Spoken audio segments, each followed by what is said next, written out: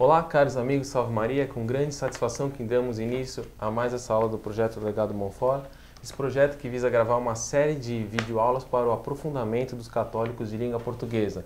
Nós temos mais uma vez aqui hoje o professor Alberto Zucchi, que vai expor a encíclica do Santo Padre Bento XVI, Spe Salvi, Salvos pela Esperança. É uma encíclica que o Santo Padre publicou e usou como instrumento de ensino no ano de 2007, faz, portanto, pouco tempo, 4 anos.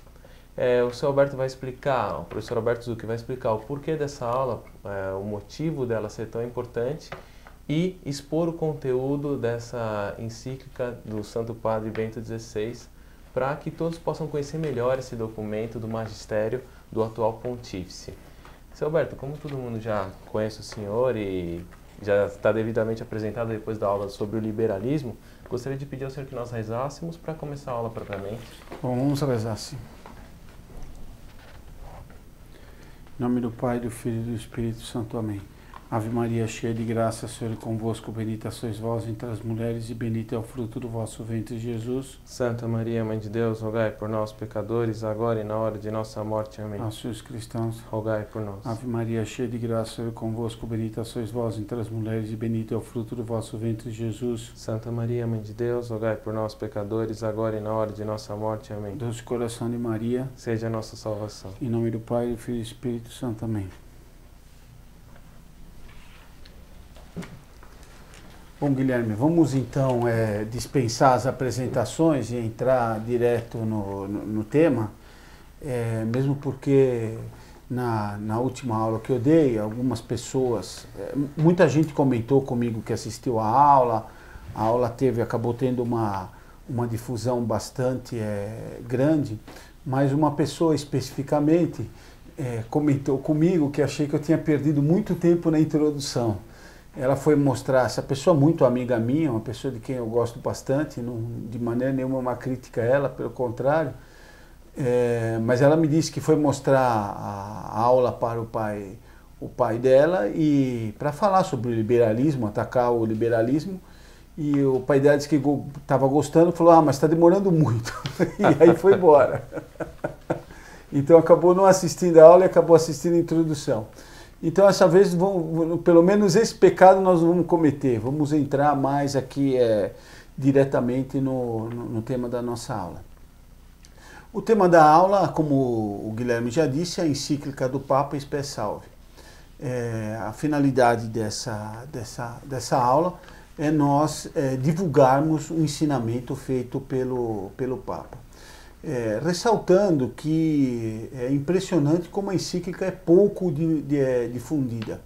Na realidade, a gente que tem muito relacionamento com pessoas do clero, percebe que poucas pessoas, para dizer um número praticamente insignificante, leram a encíclica, não é nem que elas conheçam profundamente a encíclica.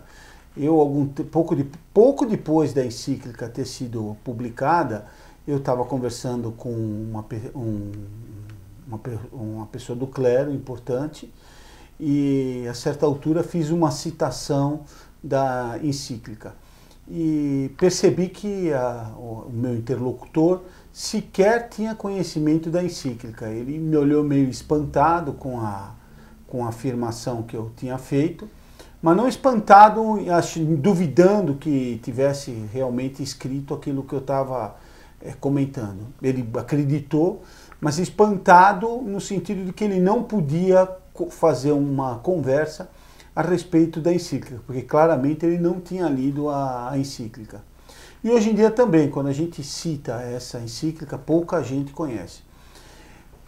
E um dos motivos pelo qual pouco se conhece essa encíclica é porque ela nos ensina verdades bastante profundas e verdades que são trazem muito proveito para todos os católicos.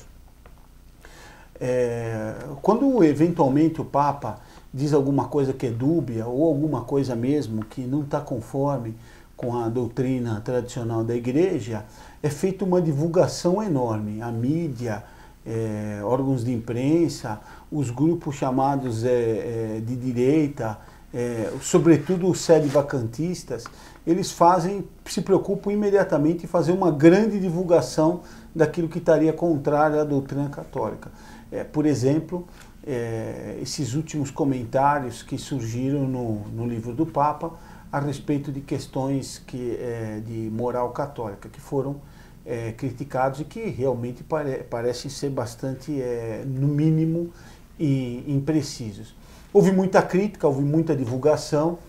Aqui mesmo em São Paulo, depois, chegando do Rio de Janeiro, chegando de Roma, o cardeal de São Paulo se apressou em dizer que o ensinamento da igreja não tinha mudado, de tal maneira havia uma polêmica a respeito desse livro. Então se fez uma grande divulgação e no mundo inteiro se comentou todos os problemas que decorriam desse livro. Enquanto essa encíclica, que tem ensinamentos, como eu disse, bem profundos e muito atuais, ninguém falou nela, ninguém se preocupou em comentar a encíclica. Então, a finalidade dessa encíclica, a finalidade dessa aula é procurar ver se divulga um pouco os ensinamentos constantes dessa encíclica. Inicialmente, eu queria fazer uma pequena introdução falando um pouquinho das encíclicas, né? As encíclicas são documentos, são cartas pastorais através da qual o Papa ele procura ensinar para todo o mundo. Por isso se fala carta encíclica. São propriamente uma carta que é enviada aos católicos do mundo inteiro. As encíclicas sempre existiram, mas elas sobretudo ganharam força após durante e depois posteriormente também o reinado de Gregório XVI. Gregório XVI já promulgou diversas encíclicas. A ideia de uma encíclica é sempre ter um ensinamento para os católicos de maneira simples, objetiva e clara. Então não se trata de um tratado de filosofia, de moral, de dar ensinamentos muito profundos a respeito da doutrina católica. Pelo contrário, a finalidade da encíclica é ensinar o povo comum. Seria quase como um sermão dos bons tempos, colocado por escrito, né? Então, a finalidade da encíclica é ensinar, né? É claro que ela não vai repetir coisas óbvias, mas ela vai procurar, vai recordar as verdades sobre a doutrina católica. Então, o Gregório XVI vai publicar várias encíclicas, sempre muitas vezes com a finalidade de mostrar como os erros do mundo moderno, os erros que vieram do liberalismo, né, conforme a nossa aula anterior nós já explicamos. Então ele vai falar dos erros do liberalismo e dos erros na sociedade. Então todos os erros contrários à doutrina católica que estão presentes na sociedade. Como eu disse, ela é voltada para o povo católico, ela não é voltada para especialistas.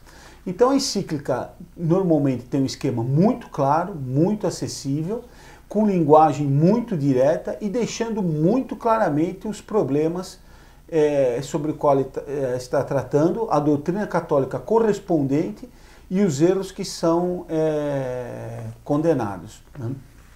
Então, por exemplo, depois de Gregório XVI, todos os papas se utilizaram muito das encíclicas. Isso ocorreu porque os problemas que haviam no mundo católico passaram a ser mais gerais.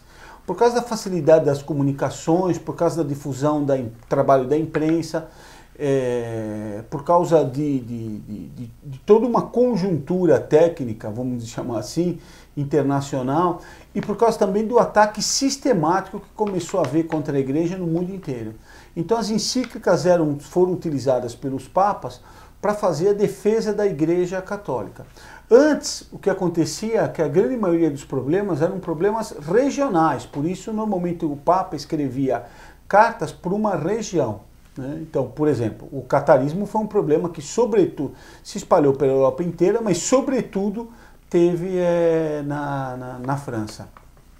Depois da Revolução Francesa, como eu disse, com o progresso das técnicas de comunicação, os problemas em geral se espalhavam pelo mundo inteiro, o que obrigava os papas a fazerem documentos que fossem para todo o mundo católico. Então, por exemplo, a separação entre a Igreja e o Estado. A separação foi condenada por todos os papas. Gregório XVI condenou a separação, Pio XII condenou a separação entre Igreja e Estado, Leão XIII condenou a separação entre Igreja e Estado, São Pio X condenou a separação entre a Igreja e o Estado. Isso sempre foi condenado como uma doutrina errada. É claro que em certas circunstâncias práticas, a união entre Igreja e Estado não era possível. Hoje em dia, em pouquíssimos estados, isso de fato seria, em pouquíssimas nações, isso seria possível. No caso, mas isso não quer dizer que de si a separação seja uma coisa boa, é uma anomalia. É mais ou menos alguém que tenha uma doença e que precise andar com uma muleta. Ninguém vai ficar contente de estar andando com a muleta. O normal é o homem andar utilizando as suas pernas. Então o normal é haver uma separação entre a Igreja e o Estado. A situação do mundo moderno é de uma tal decadência que em poucos lugares isso concretamente é possível. Através das encíclicas, voltando aqui ao nosso tema, para o meu amigo não poder me dizer que eu fugi demais, voltando ao nosso tema, a questão das encíclicas, os papas então, através desses documentos, claramente condenaram essa separação como sendo contrária à doutrina católica e, mais ainda, como produzindo os grandes males para a sociedade moderna. Então, Pio IX, por exemplo, vai dizer que se há separação entre a Igreja e o Estado, o que sobra ao Estado, senão um direito meramente positivo que não tem base na moral? E, portanto, como que o Estado vai se impor se não pela força? E tirando então a moral e a religião do Estado, o que sobra como valor se não o dinheiro? E é exatamente a descrição que nós temos hoje em dia. A sociedade só dá importância para aquilo que são bens materiais, representado aí no caso pelo dinheiro, e para manter a ordem pública só resta a força. Isso, por exemplo, se viu agora nesses incidentes que ocorreram na Inglaterra. Não foi do dia para a noite, mas da noite para o dia houve uma grande revolta, se fala em praticamente 20 mortos e em alguns dias de verdadeira batalha. Como é que um país que em princípio é tão organizado, tão ordeiro, onde o povo sabe se comportar tão bem, onde as necessidades básicas da população estariam cumpridas, de repente tem uma revolta por causa de uma questão policial, em princípio também rotineira, né? Que produz uma revolta desse porte, exatamente porque não existe mais moral.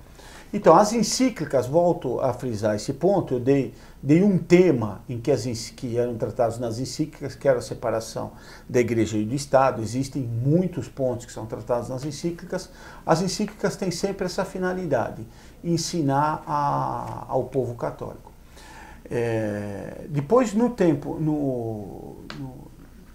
outra coisa são o que é ensinado, por exemplo, nos concílios, onde o Papa não vai só, não tem uma finalidade de fazer uma carta que tenha a finalidade só de ensinar. É claro que os documentos dos concílios têm a finalidade de ensinar ao povo, mas não é só isso. Elas também têm um aprofundamento doutrinário muito maior.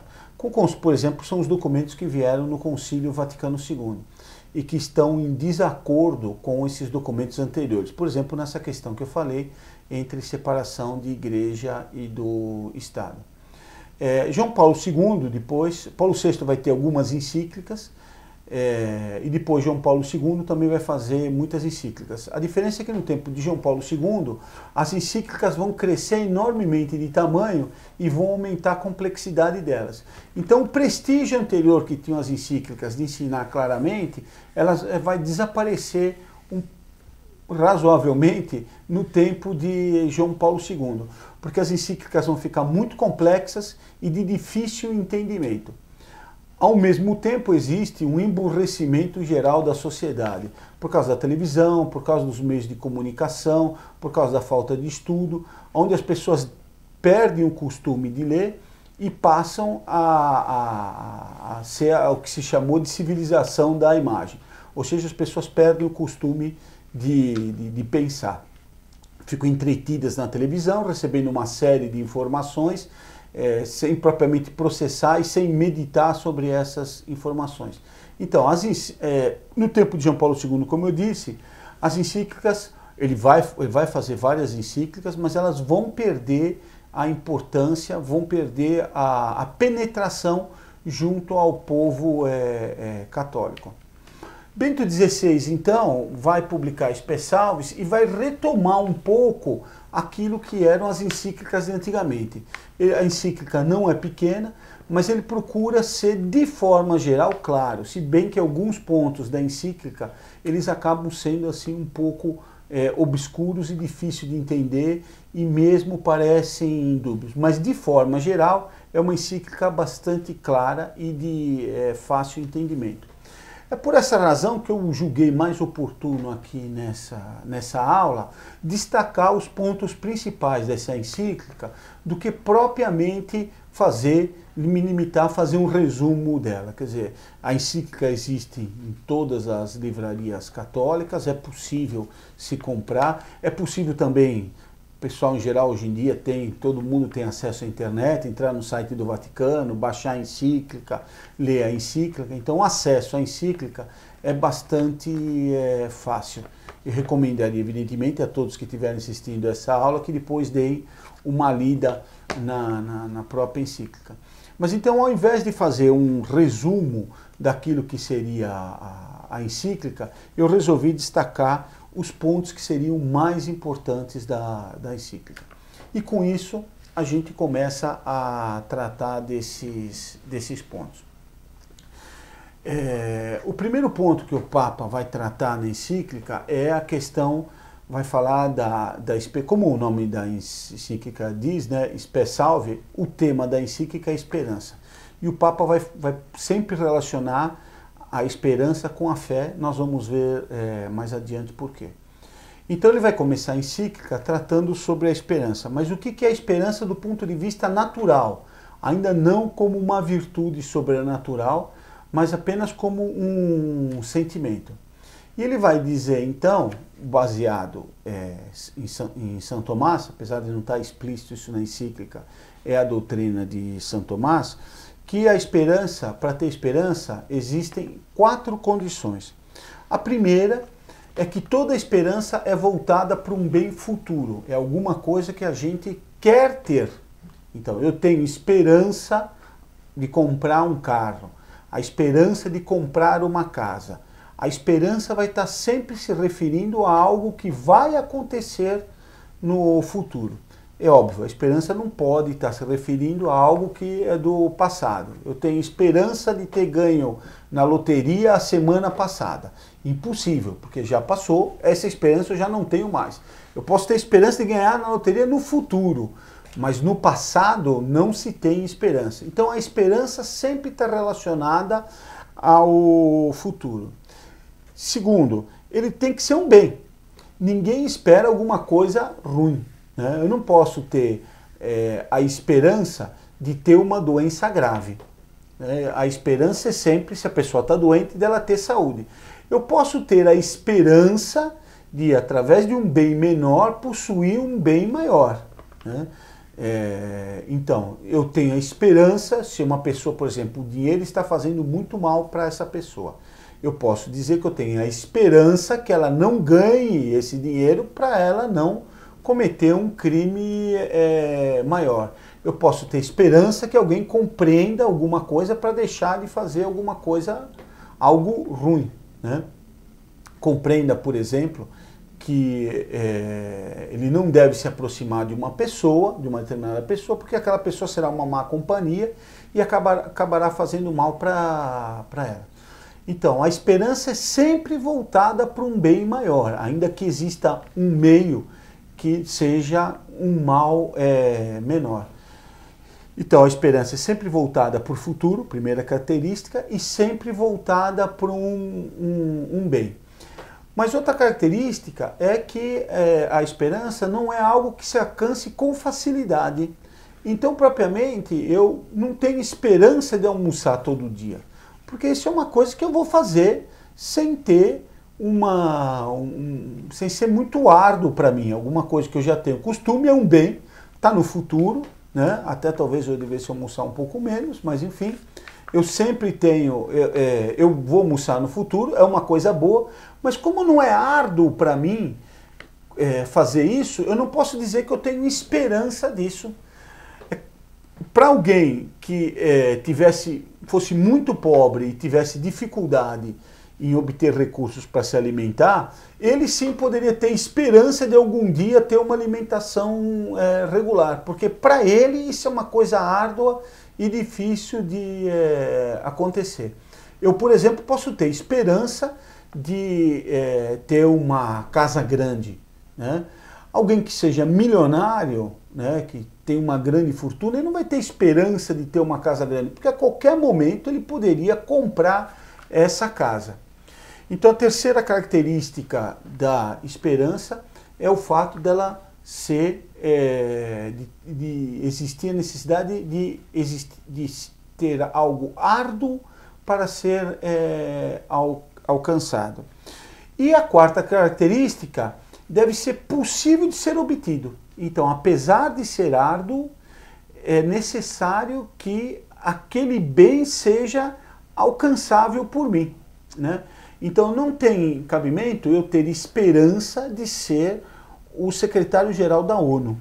Isso é uma coisa que seria muito difícil de eu alcançar, mas, graças a Deus, tão difícil que eu não tenho essa esperança, porque é praticamente impossível que eu consiga ser secretário-geral da ONU, ou mesmo ser presidente do Brasil, né? Ou eu ser, por exemplo, eu tenho esperança de ser um grande aviador. Quer dizer, eu já passei da idade, sou meio ceguinho, acho que eu nem caibo lá na cabine de piloto mais, né? Teria que primeiro fazer aí uma prática esportiva. Mas então eu não tenho esperança disso. Por quê? Porque é algo que dificilmente eu alcançaria, para não dizer que é impossível. Ou seja, para existir o sentimento da esperança, aquilo tem que ser algo que seja possível de eu alcançar. Então, repetindo as 4 características da esperança enquanto um sentimento, enquanto algo natural. Primeiro, é um bem. Segundo, ela tem que estar no futuro. Terceiro, tem que ter algo de árduo nessa obtenção. E quarto, tem que ser possível de ser alcançado. Bom, daqui então o Papa vai partir para a ideia da esperança como uma virtude. Então, a esperança enquanto virtude, ela vai ter essas 4 características. Mas em que ela vai consistir? A esperança enquanto virtude é esse desejo, nós acreditarmos que por causa da bondade de Deus, um dia nós vamos poder conquistar o céu. Então, nessa conquista do céu, estão presentes essas 4 características. Primeiro, o céu é algo extremamente bom. Segundo, vai ser alcançado no futuro. Terceiro, não é uma tarefa fácil, é uma tarefa que é árdua, que envolve uma série de sacrifícios que nós vamos ter que fazer. E em quarto lugar, é possível de ser alcançado. Não, é uma coisa difícil, mas nem de longe é impossível. Então, por que consiste numa virtude? Porque nós acreditamos que isso só é possível por causa da bondade de Deus.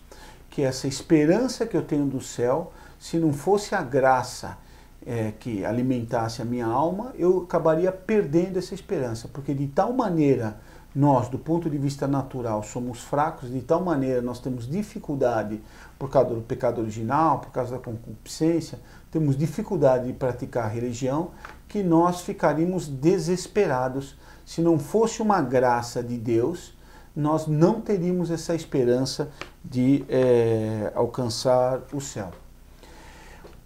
É claro que a esperança ela vai ter muita relação com a fé.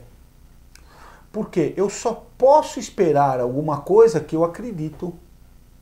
Tá? Então, eu, por exemplo, não tenho esperança de me encontrar com seres de outros planetas. Por quê? Porque eu não acredito que existam seres em outros planetas. Quer dizer, não virá aqui uns marcianos com aquelas anteninhas para resolver os nossos problemas. Então, eu não tenho esperança de me encontrar com seres de outros planetas, porque eu não acredito neles. Tem gente que acredita em tudo, tem gente que acredita até em Papai Noel, né? Mas, então, alguém que acreditasse em seres de outro planeta, a gente deveria recomendar um certo tratamento. Mas, enfim, tirando isso, alguém que acreditasse em seres de outro planeta podia ter a esperança de ter contato com esses seres. Ou seja, para eu ter esperança em alguma coisa, eu preciso acreditar que esse algo realmente exista. E, portanto, para eu ter esperança de alcançar o céu, eu preciso acreditar que o céu exista. Mas para eu acreditar que o céu exista, eu preciso ter fé. Porque exatamente a fé é a virtude através do qual a nossa razão ela é inclinada a aceitar aquilo que nosso Senhor Jesus Cristo nos ensinou, nos revelou e aquilo que a igreja confirmou.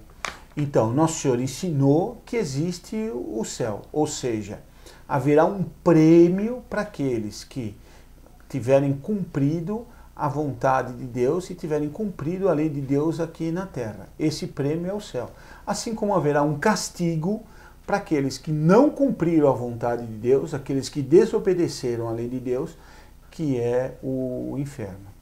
Então, para eu ter esperança no céu, eu preciso acreditar que o céu exista. Para eu acreditar que o céu exista, eu preciso ter fé, porque eu preciso confiar naquilo que nosso Jesus Cristo ensinou e que a igreja confirma.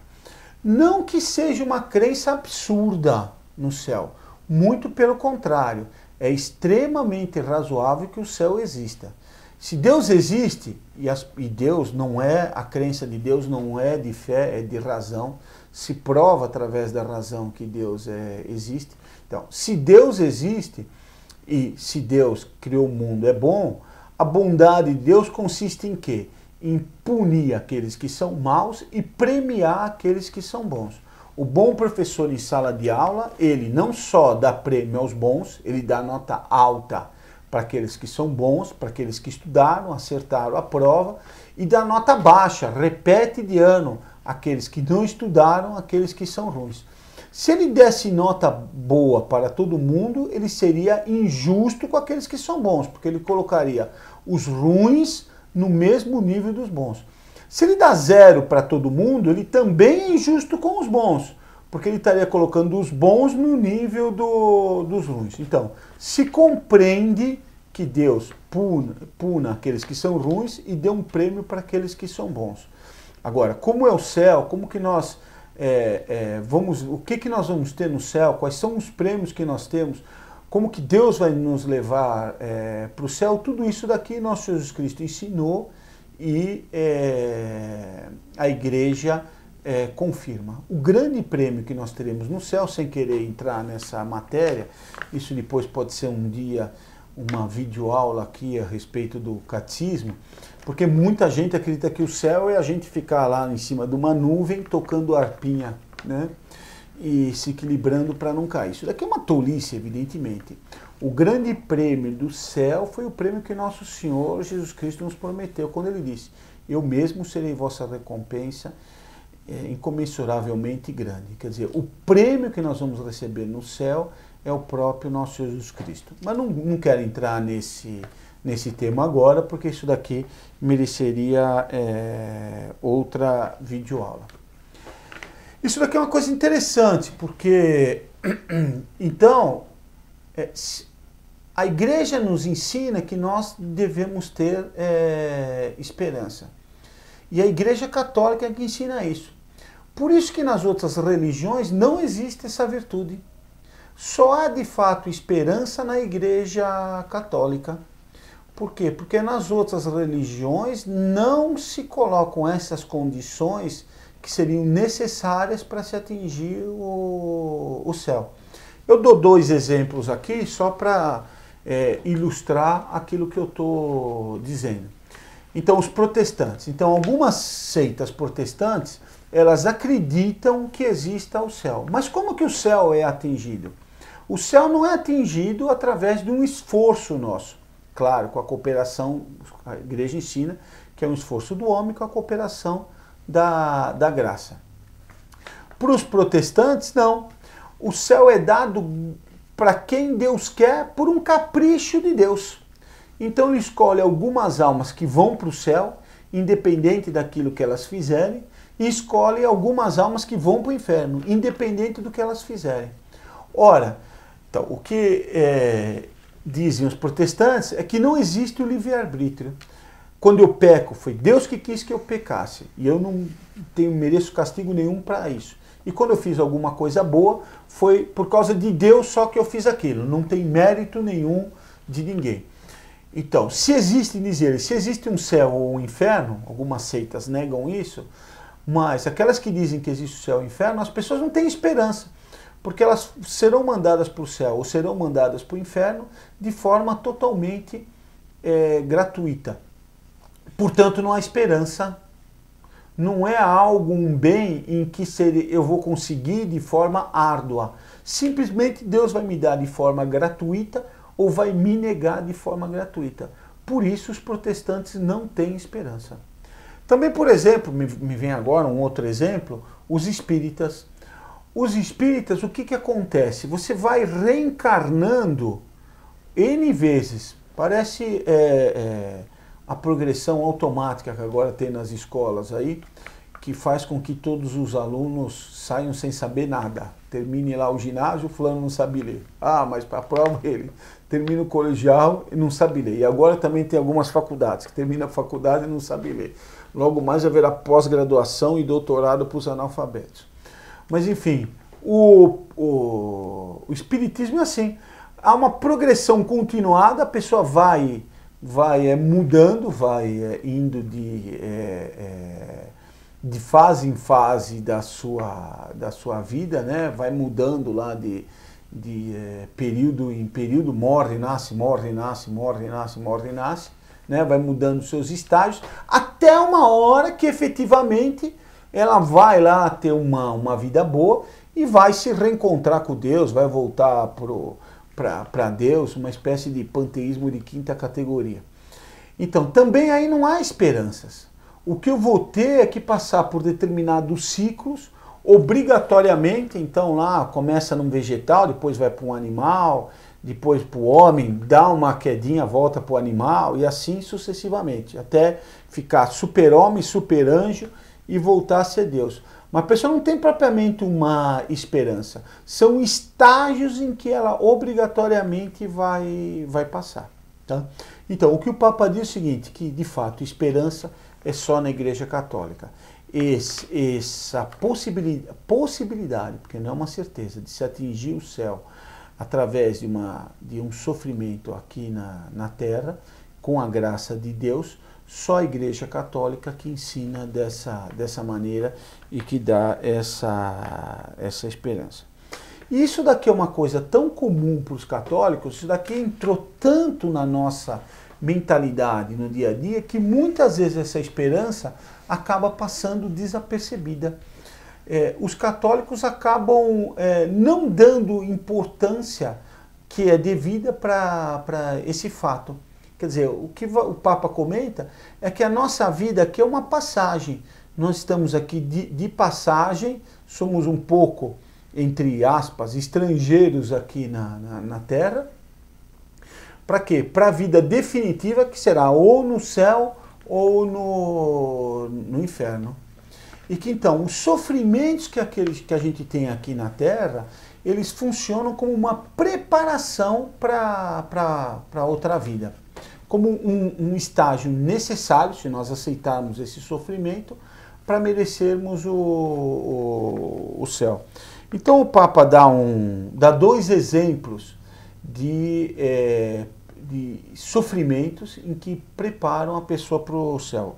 A primeira foi de uma santa africana, foi canonizada por João Paulo II, então vamos dizer assim, uma santa insuspeita para os modernistas, quer dizer, não é alguém que viveu na Idade Média, um grande santo, chamado Josefina Bacarrita.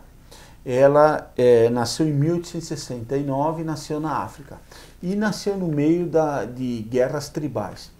As guerras tribais na África eram coisas tremendas, quer dizer, ali valia tudo, não havia nenhuma regra. O povo que vencia o outro, o povo vencido se tornava escravo, e escravo que era tratado como se fosse menos do que um objeto.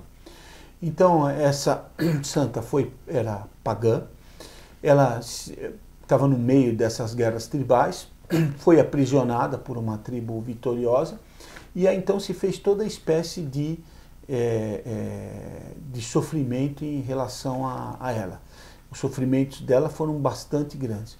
Ela acabou sendo vendida como escrava para um casal de italianos, que levou ela para a Itália, e eles então, como eram católicos, ensinaram a doutrina católica para ela, catequizaram ela, ela aceitou a religião católica, aceitou receber o batismo, eles então libertaram ela. Ela poderia ter uma revolta contra essa vida que ela teve. Se a gente for ver só do ponto de vista natural, é uma vida sem sentido. Por que Deus teria deixado ela sofrer tanto, passar por tantas humilhações, por tantas situações difíceis, e só depois de tudo isso é que fez ela encontrar patrões que eram cristãos, que a converteram e que levaram ela a ter uma vida correta e santa? Por que quando ela era menina isso já não aconteceu? Por que esperar tanto tempo para evitar esse sofrimento? Porque Deus logo de cara não deu para ela a chance, a possibilidade de ter escapado desse sofrimento. Então, isso daqui poderia trazer uma revolta nela. Não foi isso que aconteceu. Ela compreendeu que aquele sofrimento era uma preparação dela para o céu, então que ela tinha esperança, então, depois de terminar esse sofrimento, de passar da vida ela ir para o céu. Ela então saiu da família dela e foi ser freira. E foi participar de uma congregação que organizava missões que fossem para a África para converter os africanos. Então, ao invés de ter revolta contra aqueles que tinham perseguido ela, que tinham feito mal para ela, ela quis fazer o bem para essas pessoas. Então, a esperança que ela tinha era uma esperança na outra vida, porque a esperança nessa vida aqui, pelos sofrimentos que ela tinha tido e pelo que tinha acontecido na vida dela, ela realmente não tinha mais o que, do ponto de vista natural, dá uma alegria para ela. Mas tudo isso daqui foi suplementado por uma virtude sobrenatural. Um outro exemplo que o Papa dá, para entrar inclusive numa outra parte da encíclica, então como nós estamos vendo aqui, essa é quase como se fosse uma parte introdutória da encíclica.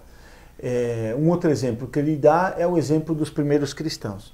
Os primeiros cristãos sofreram enormemente na mão dos romanos e sofreram perseguição dos romanos e dos judeus. Muitos deles eram martirizados, e eram martirizados simplesmente porque eles não queriam participar de um culto ecumênico. Vocês estão vendo que eram outros tempos, né? Se falam de milhões de cristãos mortos na arena. Simplesmente, o que se pedia para esses cristãos? Se pedia que eles jogassem um pouco de incenso para um deus pagão. Participasse de um culto ecumênico, que era jogar um pouquinho de cinza lá, tem uma pira onde tinha lá queimando alguma coisa para um deus, ele vai lá, joga um pouco de incenso, que significava oferecer algum sacrifício para esse deus. E o cristão então estaria libertado. E os cristãos não aceitaram fazer isso. Eles preferiam morrer do que fazer isso. Ora, quando eles morriam por causa disso, então quem não aceitava fazer isso não tinha o julgamento de primeira, de segunda instância, recurso, o chamado advogado, etc, etc, etc. A pessoa era condenada imediatamente à morte. Ela ia para a arena, se soltavam feras e a pessoa morria. Então, quando ela deixava de fazer isso, ela perdia tudo. todos os bens que ela tinha nessa vida, ela tinha perdido. Por que ela então aceitava perder tudo em troca de simplesmente não fazer um ato aparentemente simples e sem importância? Quer dizer, o que iria mudar para aqueles deuses? O que iria mudar para o Deus católico se ele simplesmente pegasse um pouquinho de incenso e jogasse para esse Deus pagão? Do ponto de vista de Deus não mudaria nada, mas os cristãos compreendiam que aquilo eles estariam ofendendo a Deus e que não era lícito para eles, ainda que fosse para perder a vida, cometer um pecado. Então, na esperança de ter uma vida sobrenatural depois da morte, na esperança de merecer o céu, e certamente aqueles que eram mártires mereceram o céu, na esperança disso, eles estavam dispostos a sacrificar tudo, perder tudo que tinham nessa vida em função dessa vida depois da morte. Isso daqui é um exemplo bastante interessante, os dois exemplos que são colocados na encíclica, né? Tanto da Bhakti-Rita quanto dos primeiros cristãos, porque são dois exemplos que a gente podia dizer que estão em pontos opostos da história, né? Um agora muito recentemente, numa situação completamente diferente, social, econômica, cultural, de desenvolvimento, que tinha os primeiros cristãos. Então, com isso daqui, me parece que o Papa quis dizer que, independente da situação, independente do tempo, independente das condições econômicas, independente das condições culturais, independente daquilo que está se ensinando, a esperança deve existir sempre para os cristãos. Então, podem passar os céus e a terra, mas a esperança não muda. A esperança é sempre em nosso Jesus Cristo, sempre no céu. Bom, o Papa, então, ele começa a tratar a respeito do qual era o conceito da esperança na igreja primitiva. E aqui a encíclica tem até um lado um pouco poético. Por quê? Porque o Papa comenta que até o nascimento de nosso Senhor Jesus Cristo, a humanidade ela era como que ela era escrava do universo. É claro, uma pessoa que é ateia e não acredita em Deus, ela está presa a todas as leis do universo. As leis do universo, perto do homem, são de uma potência que o homem não tem como resistir a elas. Então, se vier agora aqui do céu um asteroide, lá, um planeta lá que atinge a Terra aqui em cheio, então eles dizem, acaba a vida, tem explosão, são bilhões de bombas atômicas, etc, etc, etc. O que nós podemos fazer contra isso? Absolutamente nada. A Terra gira em torno do Sol. O que nós podemos fazer sobre isso? Absolutamente nada. Eu dei exemplos, por enquanto, bastante estratosféricos, né? Pode-se dizer que eram exemplos de quem está no mundo da Lua e nos outros planetas. Mas se nós formos ver a nossa vida, também é assim. A nossa vida segue algumas leis físicas que nós somos incapazes de mudá-la. Então eu nasci, eu vou ter uma infância, eu tive uma adolescência, tenho minha maturidade, vou para aquilo que se chamou de terceira idade, que agora todo mundo chama de melhor idade, e depois disso eu vou morrer. Isso daqui é uma coisa inevitável e absolutamente sem sentido se eu tiro Deus da história. Afinal de contas, para que eu gastei até agora os meus 51 anos, quem sabe até quanto eu vou chegar, mas vamos dizer que eu tenha muita sorte e chegue em 90. Então ainda estaria mais ou menos, acabei de passar da metade. Isso se evidentemente eu tiver muitíssima sorte. Mas vamos supor, só para o nosso raciocínio aqui. Afinal de contas, eu estou preso nesse processo biológico que para mim é inevitável. Durante 90 anos eu terei combatido para manter minha vida, com a certeza absoluta de que essa batalha eu vou perder. Qual é o sentido de ficar lutando 90 anos sabendo que eu vou perder? Quer dizer, essa lei biológica que existe, que é de nascer, viver e morrer, eu estou preso a ela. Então, se Deus não existe, qual é o sentido dessa vida biológica? Então, alguns vão dizer que é o prazer. E vão procurar a vida inteira correndo atrás do prazer. Isso vai gerar uma frustração enorme. Todos aqueles que correm atrás do prazer têm uma frustração muito grande. Eu estou vendo aqui atrás de nós, aqui, não é? Mas lembrei, pensei que era o quadro de Dom Bosco. Mas se a gente vê, por exemplo, a vida de Dom Bosco, foi uma vida de sofrimento enorme. Ele cuidava, como vocês sabem, de crianças. Começou com algumas crianças, depois fez colégios enormes com muitas crianças.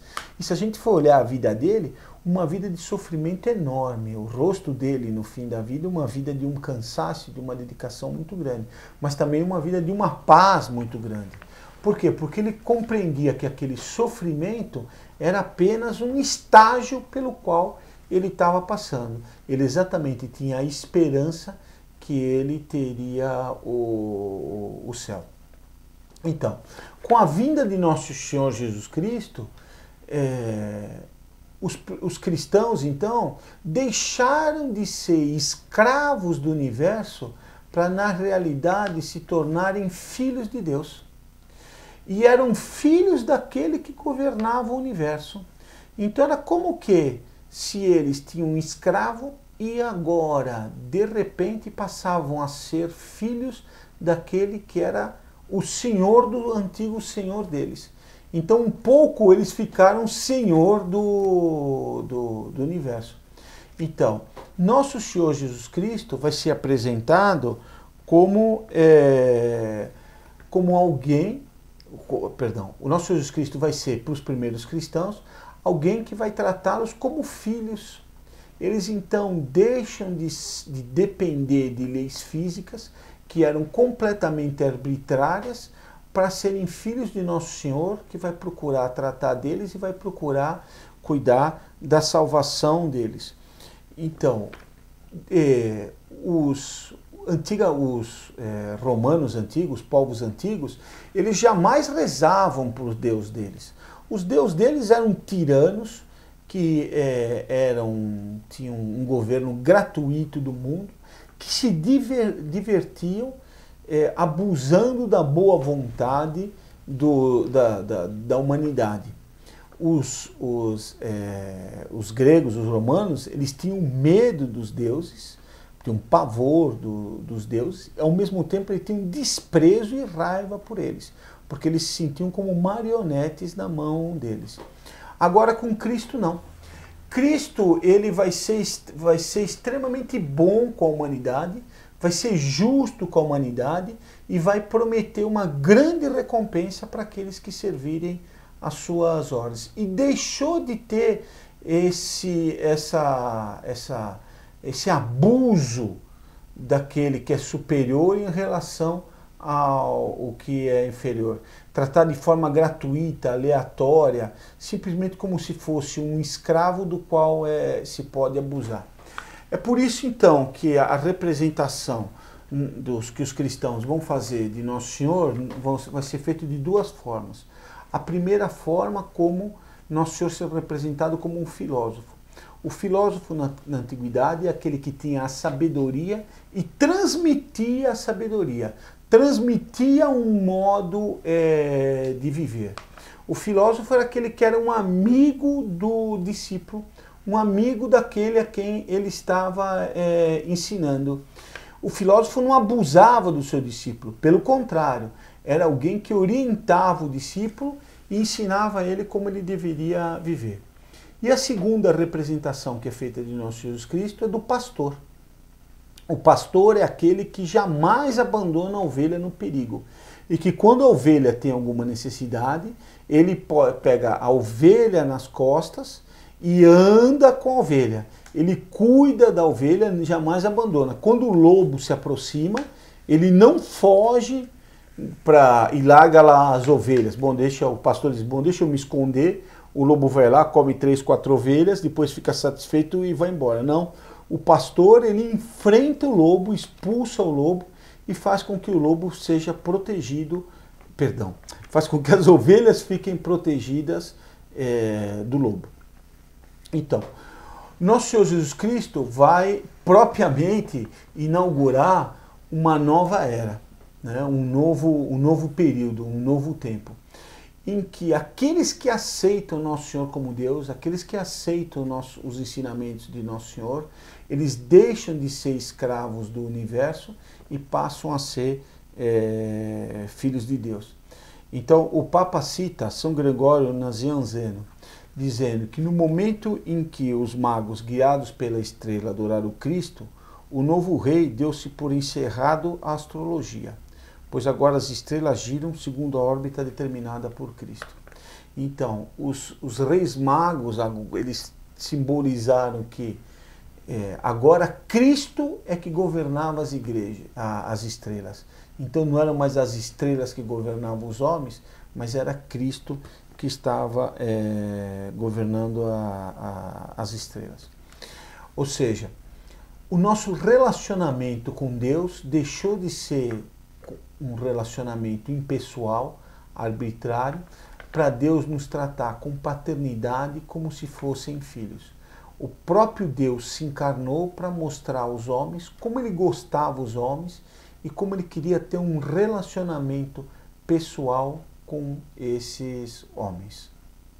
Então, Sr. Alberto, você comentou da questão da igreja primitiva, essa parte poética da encíclica Spe Salve, né, Salvos pela Esperança. Ele vai fazer ele vai discorrer sobre esse tema ao longo da história, como ele foi subvertido, né, até chegar aos dias de hoje, ou simplesmente ele dá o exemplo da igreja primitiva para exemplificar o que ele veio explicando no começo da encíclica? Guilherme, você colocou bem aí nessa questão, essa parte, porque ele vai utilizar esse exemplo da igreja primitiva para explicar agora como que a esperança vai ser vista depois na Idade Média e na Idade Moderna.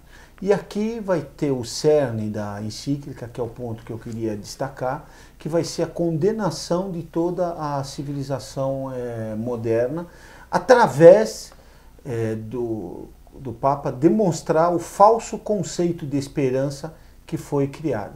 Mas então, para poder explicar esse conceito de esperança na nossa época, na época moderna, ele vai passar da Idade Primitiva para a Idade Média.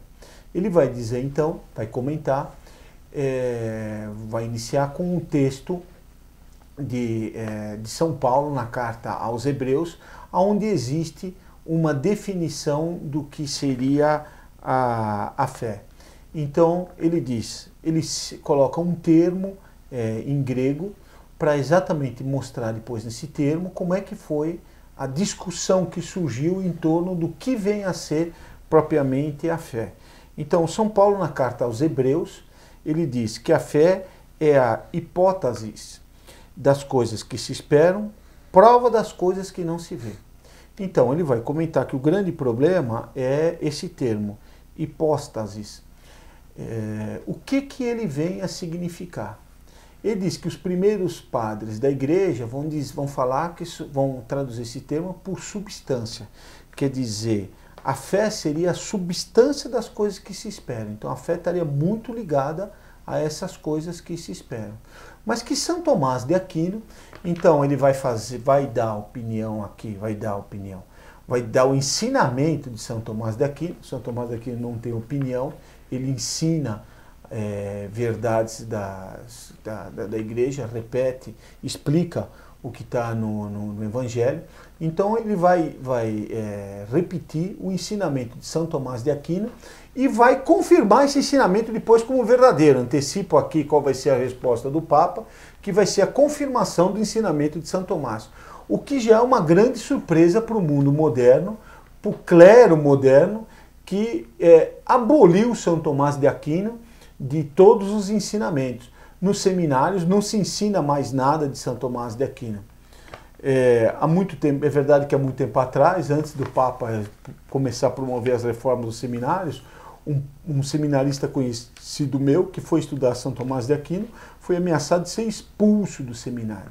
E mesmo hoje em dia, um outro seminarista, aqui do seminário de São Paulo me disse que não se ensinava São Tomás, que era proibido divulgar São Tomás de Aquino. Mas o Papa então vai confirmar depois o ensinamento de São Tomás. Então, o que São Tomás vai dizer? São Tomás vai dizer que a fé, ela de fato é algo que nós acreditamos, mas que de alguma maneira essa realidade já existe. Ela existe no homem e existe no céu.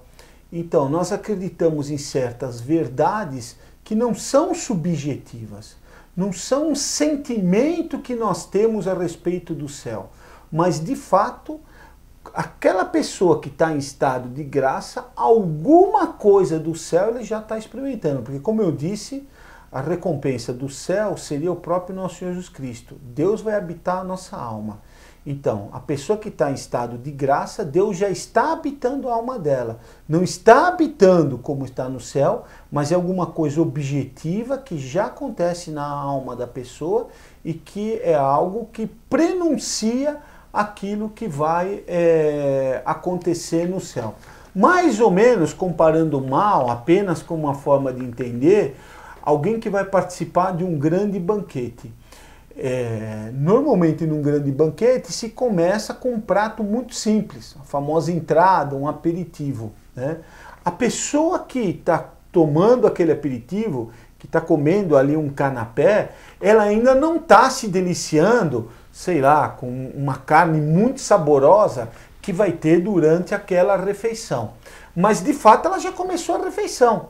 E de fato aquele canapé que é bem elaborado, também é saboroso, já é um prenúncio objetivo, não é uma impressão falsa que a pessoa está tendo da refeição que vai ter. Ela pode dizer, puxa, pela entrada, o que não vai se esperar do almoço? Até se a entrada for muito boa e o almoço não for também muito bom, for só normal ou médio, isso causa uma certa decepção em nós, né? Alguém pode dizer, puxa, a entrada foi tão saborosa, depois o almoço foi tão simples. Bom, você já comeu a entrada, por que houve essa decepção? Porque se espera uma coisa proporcional. No caso de Deus, Deus não pode nos enganar. Então, quando nós já temos a graça e a alegria de estar em estado de graça, porque o estado de graça sempre produz muita alegria na alma, isso é um prenúncio daquilo que será dado no céu. Mas é um prenúncio objetivo, não é uma coisa subjetiva, que alguns interpretam de uma forma e outros interpretam de outra. Então os maometanos, eles veem um céu cheio de prazeres naturais. Isso daqui é um absurdo, eles estão completamente errados. Mas se dirá não, então os católicos imaginam o céu de um jeito e os maometanos imaginam de outro. Então uma verdade subjetiva não é bem uma verdade, ela depende apenas de cada um. E é exatamente essa interpretação que Lutero vai dar para a palavra hipóstasis.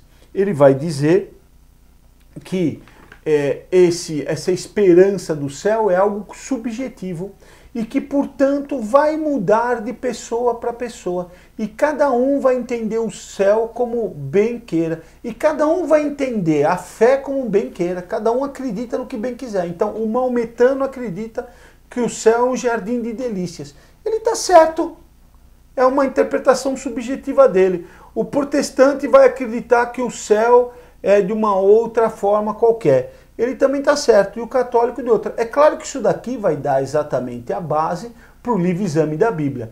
Cada um acredita no que quer, cada um tem a moral que quer, cada um examina a Bíblia como bem entende.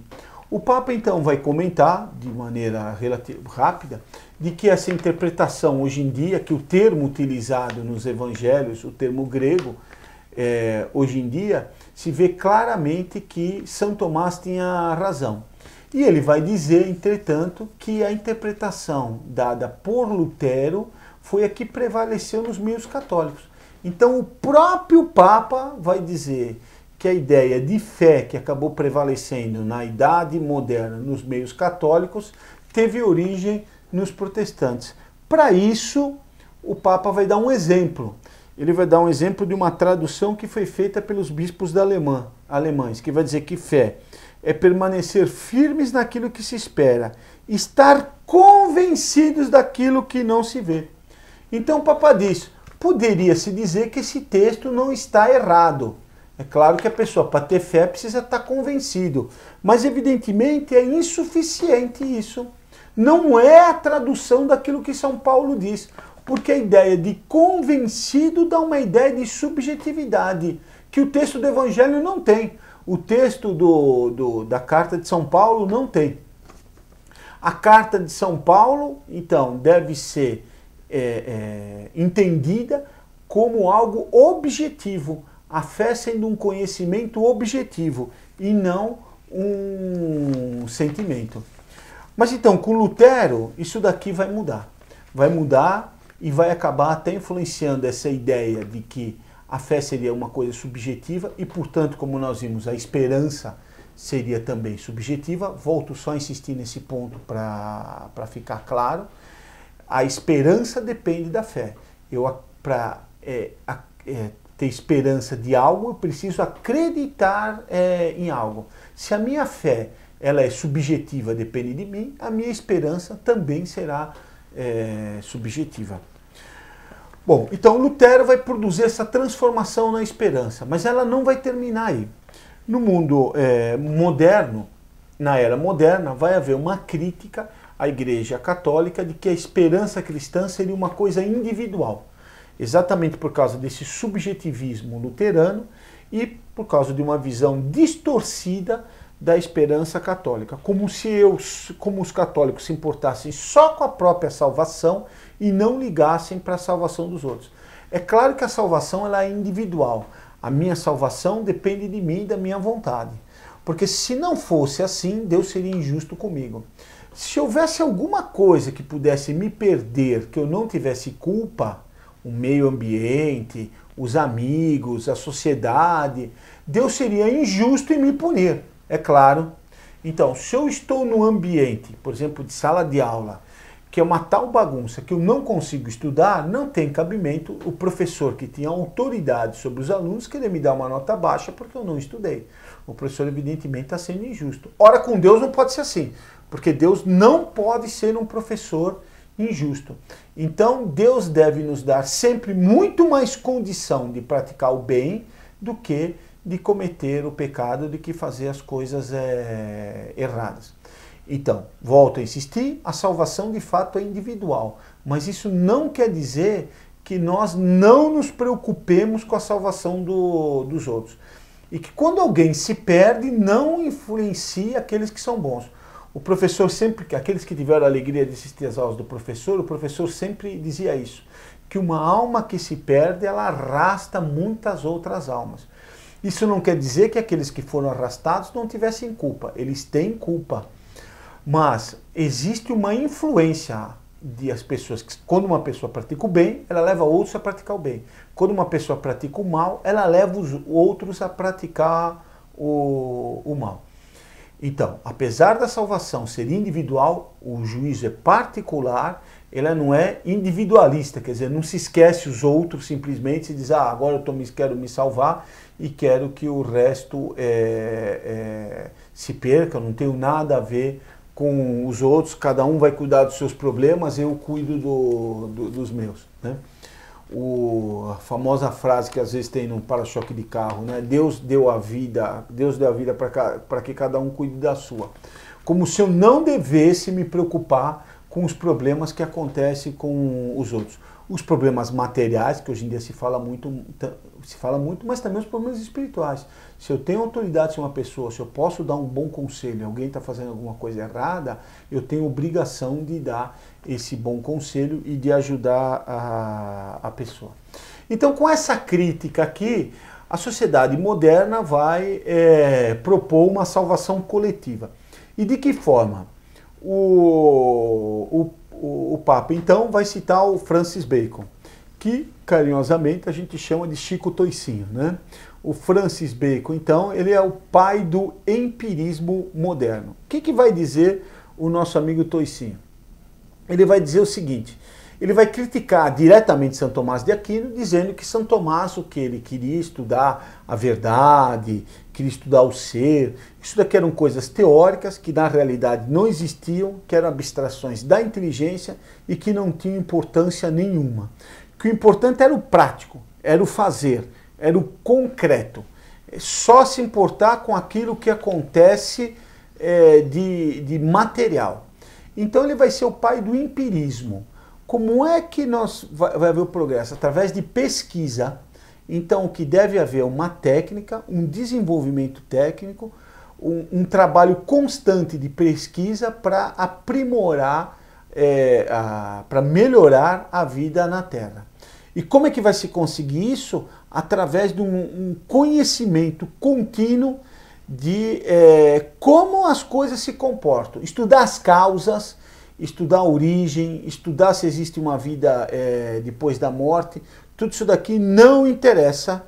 Isso daqui podia ficar para o âmbito particular das pessoas. Mas a sociedade devia agir como se Deus não existisse. Então o Bacon vai fundar o empirismo. Isso daqui vai mudar o foco da fé. Então antes a fé estava voltada para Deus e, portanto, a esperança era voltada para o céu. Agora, com Bacon, a fé vai ser voltada para o homem e a esperança vai ser voltada para a técnica. Então, aquele paraíso que nós havíamos perdido com o pecado de Adão e Eva não seria mais recuperado com o nosso Senhor Jesus Cristo nos redimindo os pecados, apesar de continuarem as consequências, e nos tendo aberto as portas para que nós pudéssemos entrar no céu. Não, o Bacon vai dizer o seguinte, não, o paraíso é aqui na Terra. E através da técnica nós vamos conseguir resolver todos os nossos problemas. No começo, isso daqui parecia uma maravilha, né? Porque começou a haver indústria, aumentou a produção, etc. Logo de cara, o que vieram foi um desastre. Na Inglaterra, desemprego, exploração dos empregados, fome, miséria, condições subhumanas de vida. Mas aí vinha a promessa. Isso daqui é só uma etapa do capitalismo. Logo mais, o capitalismo vai atingir uma fase muito boa e todos nós seremos milionários. Todos nós teremos uma vida extremamente confortável e as máquinas trabalharão para nós. O resultado é que hoje nós temos máquinas trabalhando para nós, um pouco, e muitos de nós trabalhando para as máquinas, né? Agora, com o computador, por exemplo, nós temos a felicidade de poder trabalhar 24 horas por dia. Você trabalha na empresa, trabalha em casa, trabalha quando está no trânsito, o trânsito para, você liga o celular e fica trabalhando. Então, aquilo que era prometido para nós como seu paraíso, na Terra, onde nós íamos só poder gozar das coisas agradáveis da Terra, foi embora. Então agora eles vieram com outra história, que bom é o trabalho, né? Vá convencer alguém disso. Que o homem, a felicidade consiste em trabalhar e que o descanso então consiste simplesmente numa pausa triste na vida da gente. Bom, então com isso daqui, voltando ao nosso tema, a esperança mudou. O foco da esperança, que antes era o nosso Jesus Cristo, passou a ser a técnica. Logo em seguida nós tivemos a Revolução Francesa, que veio trazer as ideias do liberalismo, como eu disse, nós já comentamos. E veio então colocar a esperança na razão humana, em primeiro lugar, e depois na liberdade. O que vai dizer a Revolução Francesa? Que a razão humana será capaz de resolver todos os problemas da humanidade. Que se todos os problemas forem tratados de modo racional, frio, usando a inteligência humana, todos os problemas podem ser resolvidos. E que o grande mal é se tolher a liberdade. Então, autores que comentam, o racionalismo é uma fé irracional na razão. Porque nós vemos concretamente que existem muitos problemas que a razão humana não consegue resolver. Então acreditar que a razão humana possa resolver todos os problemas é uma fé, porque nós não estamos vendo, nós vemos o contrário, irracional. porque com a razão, com a minha razão, eu percebo que eu não sou capaz de resolver todos os problemas. Então, uma fé irracional na razão humana. E a liberdade, que eles entendem como o direito de se fazer qualquer coisa, na realidade destrói a verdadeira liberdade, porque vai se dar liberdade para o erro e aquilo que é certo, aquilo que é correto, não vai poder se manifestar. As ideias de razão e de liberdade vão ser antepostas pela sociedade moderna às ideias de fé e de igreja. Então vai se dizer, aqueles que acreditam na razão humana não podem ter fé, porque a fé seria uma coisa irracional. Já comentei aqui no início dessa videoaula que a fé não tem nada de irracional, pelo contrário, a razão humana compreende que algumas coisas ela não tem capacidade de atingir. Compreende que Deus existe e, portanto, compreende que tem algumas coisas que vão ser reveladas por Deus. Isso é coisa que acontece na nossa vida o tempo inteiro. A grande maioria das pessoas que está assistindo essa aula já foi a um médico, foi a um especialista, onde ele deu um diagnóstico, mas ele não explicou tudo o que você tinha, como é que chegou naquele diagnóstico, etc. A gente confia nele por ser especialista, porque eu compreendo que eu não posso entender de tudo. Então, de certa forma, nós temos fé no médico, nós acreditamos que aquele médico esteja fazendo alguma coisa que seja para o nosso bem. Ora, o médico ainda pode errar, Deus não pode errar. Então aquilo que Deus me ensinou é extremamente razoável, é racional que se tenha fé nele. Então, mas para os modernos, a razão era colocada como contrária à fé. E a liberdade era colocada como contrária à igreja. Porque a igreja vai ter mandamentos, a igreja vai dar ordens, então ela vai mostrar os mandamentos da lei de Deus. São ordens que Deus dá. Os mandamentos da igreja são os conselhos evangélicos dados por nosso Senhor e que a igreja, então, determina certas obrigações que se tem para se cumprir aqueles conselhos. Caso contrário, as pessoas não se salvam. Então, nosso Senhor diz, se não rezares e não fizeres penitência, perecereis todos. Então a igreja determina, tem que ir uma vez por semana à missa, tem que rezar. A missa é um ato de culto a Deus. Determina, uma ou duas vezes, 3 vezes por ano, toda sexta-feira, existe um pequeno jejum. Então tem que fazer sacrifício. Isso daqui não destrói a nossa liberdade, é exatamente o contrário. Isso daqui que nos deixa livres para poder praticar o bem, para ter domínio sobre os nossos instintos, sobre as nossas paixões e que nós possamos fazer aquilo que é correto. Uma criança, por exemplo, que fica o tempo inteiro bagunçando, que fica não tem disciplina, come toda hora, não tem horário de refeição, o que acontece? Ela vai ser escrava dos seus instintos. Então, a hora que ela quer estudar, que ela quer aprender, ela não consegue, porque ela nunca tem atenção. Por isso que o pai vai e põe disciplina.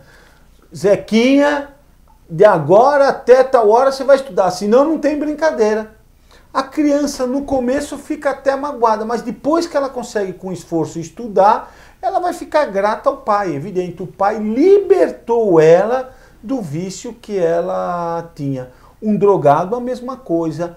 Ele, enquanto está tomando droga, não está livre para tomar droga. Ele é escravo, ele é prisioneiro do vício. Então, na sociedade moderna, vai se antepor a liberdade à igreja e a razão à fé. E a fé agora, então, passa a ser agora a fé no progresso. Se acredita que vai haver uma evolução contínua, né? Vai haver uma evolução contínua e que o homem vai até atingir um apogeu. E não haverá mais nenhum grande retrocesso. Então o Papa cita Kant, condenando. Então veja só, o Papa já condenou a ideia de Lutero, condenou a ideia agora do James Bacon, condenou a ideia da Revolução Francesa e agora vai criticar Quem? Kant. Então vocês estão vendo que são todos os autores da mentalidade moderna que são condenados. Então o Papa não está condenando este ou aquele ponto da mentalidade moderna.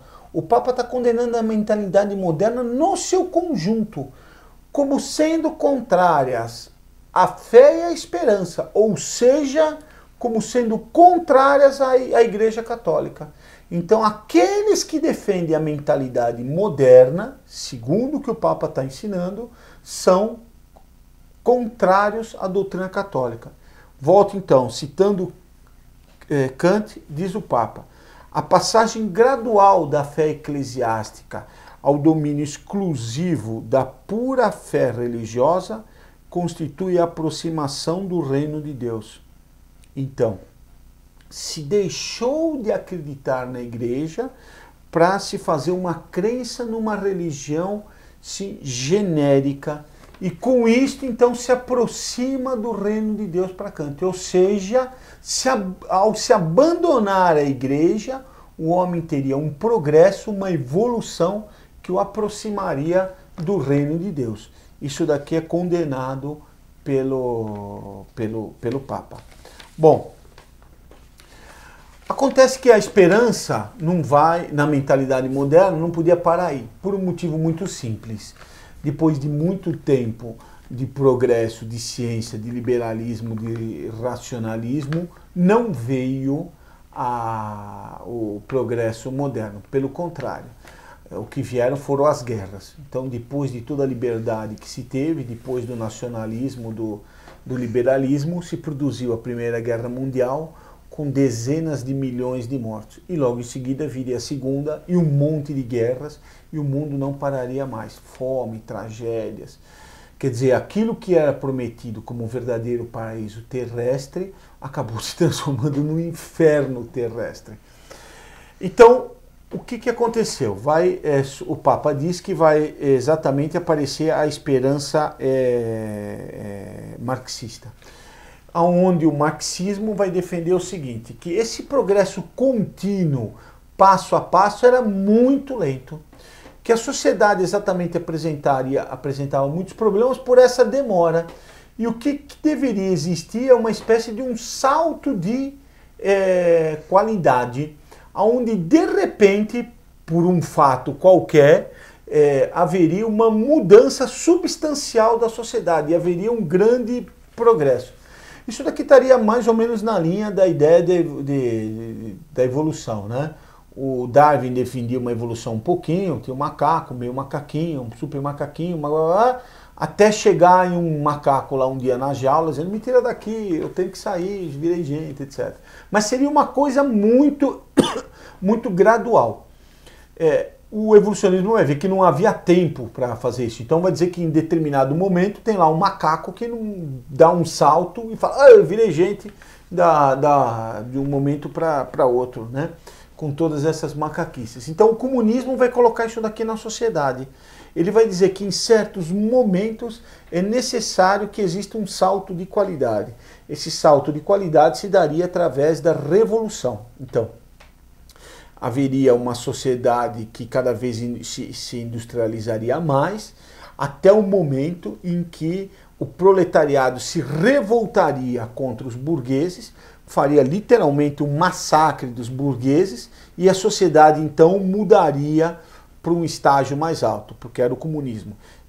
Depois iria progredindo e num determinado momento daria um outro salto, onde haveria uma liberdade absoluta e seria uma espécie de paraíso na Terra. Evidentemente a teoria marxista falhou, porque eles diziam que o país primeiro a ficar comunista seria a Alemanha, pelo fato de que a Alemanha era o país mais industrializado da Europa, ou a Alemanha ou a Inglaterra, mas de preferência, como Marx estava na Alemanha, ele torcia e a Alemanha seria o primeiro a ficar comunista. E o que aconteceu foi que o primeiro país a ficar comunista foi a Rússia, que era o país mais agrário da Europa, não tinha praticamente industrialização nenhuma. De qualquer maneira, tinha ficado comunista.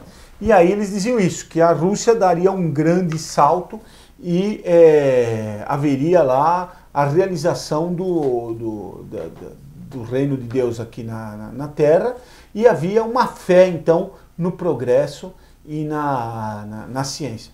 Por isso que a Rússia sempre se preocupou em mostrar grandes resultados na esfera militar, na parte aeroespacial, num progresso industrial muito grande, etc. E na realidade o grande progresso que a Rússia tinha é só no campo da propaganda.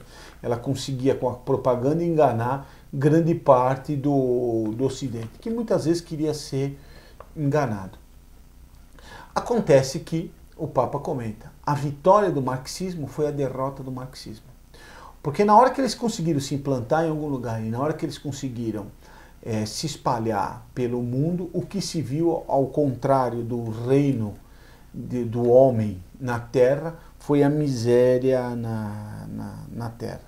Então, a fome na Rússia, na China, os massacres, o fim da liberdade, o terror do Estado, tudo isso daqui foi implantado pelo comunismo. Então, a vitória do comunismo, de uma ideologia que prometia o reino de Deus na Terra, foi o desastre dessa ideologia.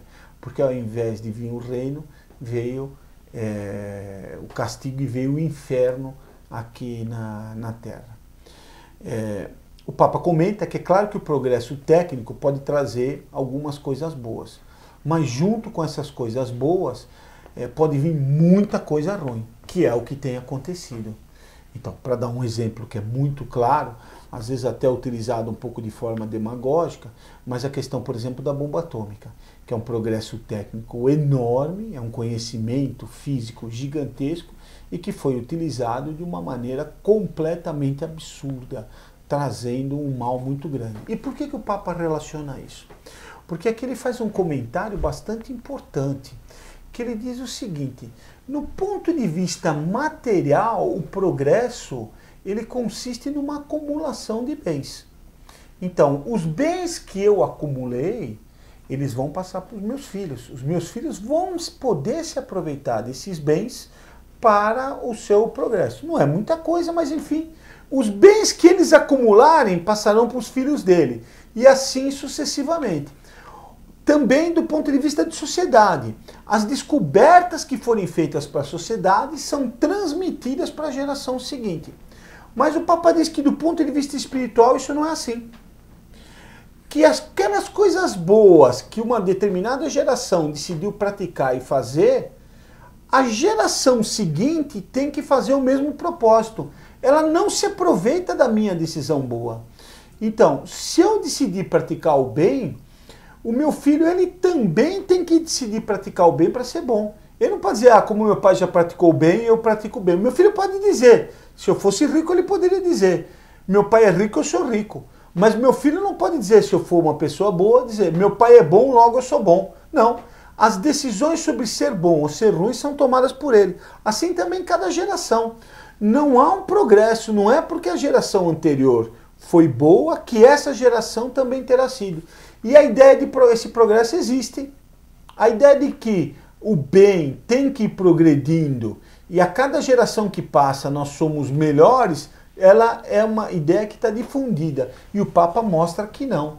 Que ou a nossa geração aceita Deus, aceita a verdade, ou então nós estaremos cometendo um grande erro e seremos punidos por Deus, que esquece do homem. A pior punição que existe para a humanidade não é o castigo de Deus, é quando Deus se esquece da humanidade e deixa então ela durante muito tempo no erro, como está acontecendo agora. Mas não só por isso, mas pela nossa própria organização da sociedade, que nós enfrentamos hoje.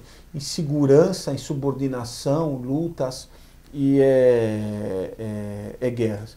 Então o Papa diz, se o progresso técnico não corresponde a um progresso moral, a técnica não será utilizada de forma devida.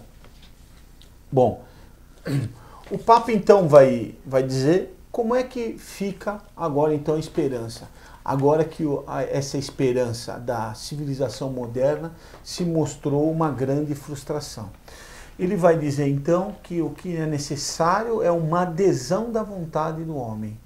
A ideia de que se poderiam criar estruturas que garantissem que os homens seriam bons, ou seja, se houver seguro-desemprego, se houver garantia de bem-estar para todos, se todo mundo tiver moradia, transporte, segurança, educação, se as pessoas forem orientadas corretamente, então a civilização, a sociedade será uma coisa boa.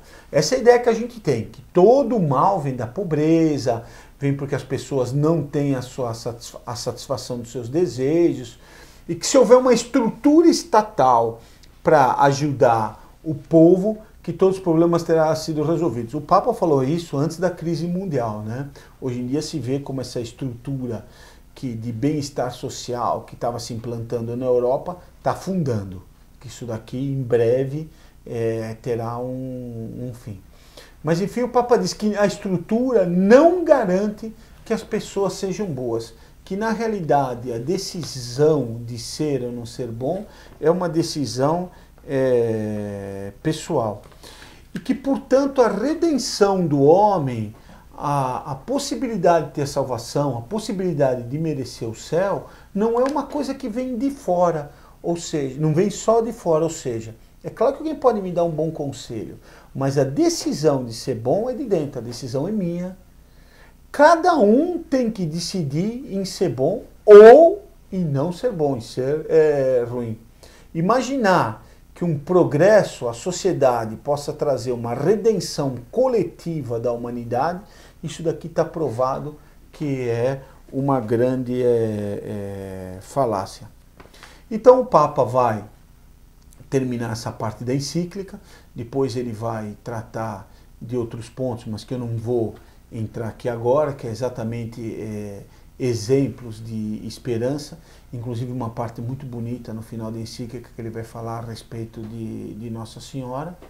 Mas ele vai terminar essa parte aqui da encíclica perguntando: será então que nós não teríamos voltado para aquela ideia de salvação egoísta? E vai dizer que evidentemente não. Que a salvação, apesar dela ser individual, eu me salvo, outros podem, eu posso me salvar, outros podem se salvar, e a salvação ela é individual, ela não exclui o outro. Que na realidade a salvação ela vem através do amor. Infelizmente essa palavra foi extremamente deturpada hoje em dia. É o amor a Deus, a caridade, né? Eu querer amar a Deus significa fazer as coisas por Deus e não por interesse próprio. Mas o amor a Deus implica, acarreta no amor ao outro. Então não só eu quero a minha salvação, mas querendo a minha salvação, eu quero a salvação do meu próximo. E portanto, eu quero o céu para mim e quero o céu para o próximo. E portanto, eu tenho a esperança e espero que o meu próximo também tenha. E com isso eu encerro essa aula. Espero que tenha ficado claro. Convido mais uma vez todos a lerem a encíclica e quem sabe numa próxima oportunidade aqui está comentando um pouco mais a respeito de outras encíclicas dos papas que são bastante interessantes e bastante instrutivas para todos os católicos. Sem dúvida alguma, São Roberto, agradecemos bastante, acredito que todo mundo fica bastante grato por essa exposição, foi bastante didática. Eu li a encíclica para me preparar aqui para os comentários, eventuais comentários e mesmo para a preparação prévia, e realmente foi uma exposição bastante didática, bastante esclarecedora. Certamente o professor Alberto estará aqui em outras oportunidades, como ele disse, para expor algumas outras encíclicas, e espero que todos vocês tenham aproveitado essa aula. E pedimos a todos que continuem rezando pelo sucesso do projeto, para que nós consigamos gravar novas aulas para ajudar a todos na medida das nossas pequenas possibilidades. Muito obrigado e salve Maria. Salve Maria para todos, muito obrigado.